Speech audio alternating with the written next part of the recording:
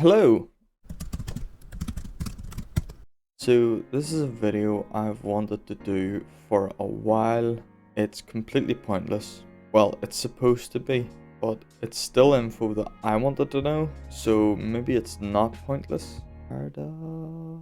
Today I'm going to run through some basic tests to see what the difference is between these devices. We'll look at the different types of tests, the games tested, and the devices before we look at the results. So first of all, let's have a quick look at the different tests.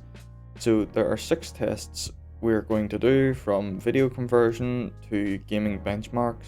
I'm saving the gaming benchmarks to last because, well, I need the retention time. So first up, we will do some boot up times from cold. So the device is shut down and we're booting it up for the first time. Then we'll try a Python script timing how long it takes each machine to print by 1 million times. You know when you try and hang up the phone and someone's like bye bye bye bye bye bye bye bye bye bye bye bye bye, kind of like that.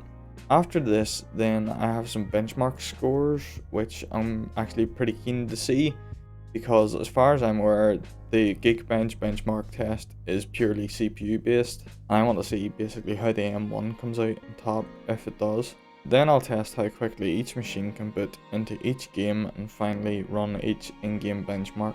Let's now look at the games. So I thought it'd be funny if we did a bit about learning our ABCs, because the 3 games I've chosen are Alien Isolation, Batman Arkham City, and Car Mechanic Simulator 2018, but I couldn't figure out how to make that kind of funny. So the reason for choosing these 3 games is because these 3 games run on Mac OS, Linux, and Windows, and they all have their own inbuilt benchmarking tools.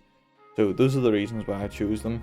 Another reason actually as well is that I have had to download these 3 games on 4 different machines, and thankfully all of them are less than 20 gigabyte, which helps quite a bit. So that's the games. Let's take a quick look at the devices before we compare the results. So there are 4 devices in the thumbnail if I haven't changed it, and their devices we're going to be testing. So first we have my own desktop PC which I built. Nothing to brag about, it's just a sturdy desktop PC. Next we have the Think Different machine, an M1 Macbook Air 2020 base model. Third on the list is the Giant Killer, the Steam Deck. Giant Killer is probably a bit strong, but it's definitely living up to its hype. And finally, the humble Razer Blade Stealth 13 early 2020 model.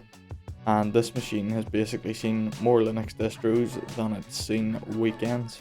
The Steam Deck, MacBook Air, and Razer Blade will all have the charging cable plugged in, so they aren't running on battery power alone, just to kind of keep things fair. And that's the devices. 4-way free-for-all, kind of. Right, everything's said, everything's done. Let's look at the results. So, quick update, I am going to interject here momentarily. I did have a whole script of what I thought of these results written out.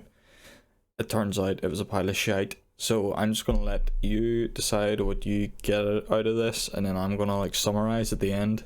Yeah, have a look for yourself, and yeah.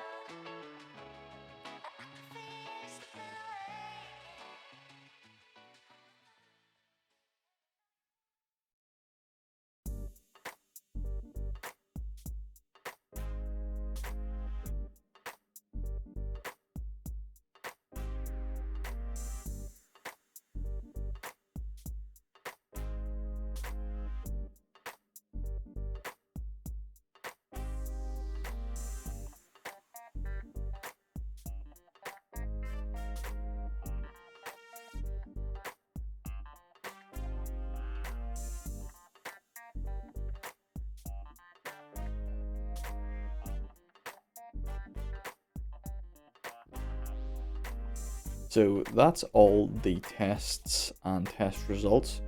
So before we finish, let's have a quick look at what we learned. There are a few key takeaways that I think are probably useful and pertinent to the populace. None of which of these should be a shock to anyone, to be fair, but if you're doing any developer or software engineering work, Linux/Unix based distributions operating systems will be significantly faster than Windows PCs. The M1 Macbook has phenomenal CPU horsepower and blew the other three devices out of the water in terms of the Geekbench tests, but it is hampered by its lack of compatibility for 32-bit applications. I'm sure it is possible to run 32-bit applications through emulation, but it's not really worth it, especially on the base model M1 MacBook Air.